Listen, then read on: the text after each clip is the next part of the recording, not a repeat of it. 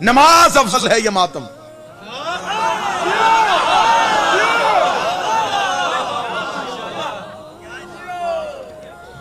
اب یہ ہے خطیب اور ذاکر کا امتحان۔ اب اگر کہے نماز افضل، دروازے تک نہیں جائیں گے، ماتمی گھیر لیں گے۔ ماتم کے بارے میں کیوں نہیں بولے؟ اندر سے مقصر تو نہیں؟ اگر کہہ دیا ماتم، اگلے دن سوشل میڈیا پہ مہم شروع ہو جائے گی، غالی نکلا، نصیری نکلا، نماز کو چھوڑ دیا۔ آج کے دور کا 2019 کا ذاکر بڑا پریشان ہے۔ ہاں بے شک بڑا جو فارمولا میں لگانے لگا تھا اس کا 50% فارمولا بھائی جان نے لگا دیا، جو اگلا 50% رہ گیا وہ لگانے لگا۔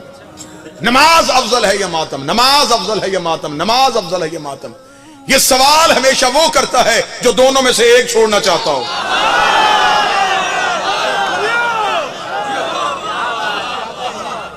جو ایک آپشن رکھنا چاہتا۔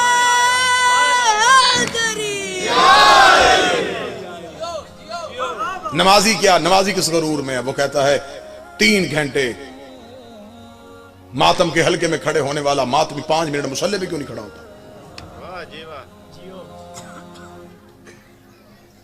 ٹھیک ہے، یہ بات بالکل ٹھیک ہے، جو حلقے میں ہو اسے مصلی پہ بھی ہونا چاہیے،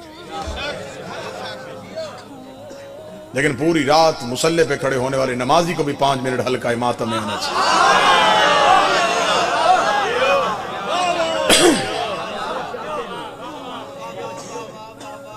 مشن حسین مذاق نہیں، جو دین بچایا گیا کربلا سے یہ آسانی سے نہیں بچا، معجزے سے نہیں بچا، عمل سے بچا۔ حکم کر کے حسین فوج کو برباد کر سکتا تھا، لیکن حسین نے عملاً دکھایا۔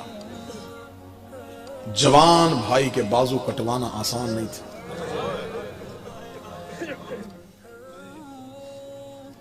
جوان بیٹے کڑگل جوان کے سینے سے برچھی کھینچنا آسان نہیں تھا،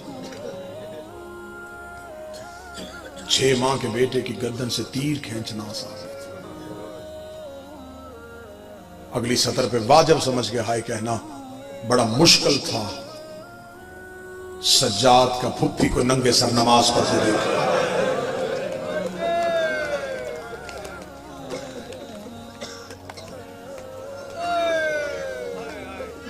دو ہی ہستیوں کو تو بہت مارا گیا، انہوں نے کربلا میں عباس کو بہت مارا، شام میں علی کی بیٹی کو بہت۔ مردوں میں سب سے زیادہ عباس کو مارا گیا، مستورات میں سب سے زیادہ عالیہ کو مارا گیا۔ اگلا جملہ پڑھنے سے پہلے میں ڈر گیا ہوں کہ سید ہو تو مجھے معاف کر دے۔ مردوں میں عباس کو مارا گیا، مستورات میں عالیہ کو مارا گیا۔ جسے مردوں میں مارا اس کے ہاتھ کاٹ کے مارا، جسے مستورات میں مارا اس کے ہاتھ باندھ کے مارا۔ عباس کو چند گھنٹے مارا گیا، علی کی بیٹی کو 1 سال مارا۔